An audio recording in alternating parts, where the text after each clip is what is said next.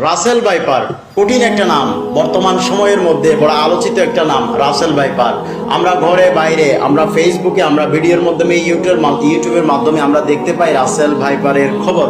আমরা অনেকে আতঙ্কিত হয়ে আছি, কখন আমাদের ঘরের কোনায় আসে, কখন আমাদের পাশে চলে আসে, কখন আমাদের বিছনার নিচে চলে আসে। কিন্তু আমরা এই রাসেল ভাইপারকে যতই না ভয় পাচ্ছি,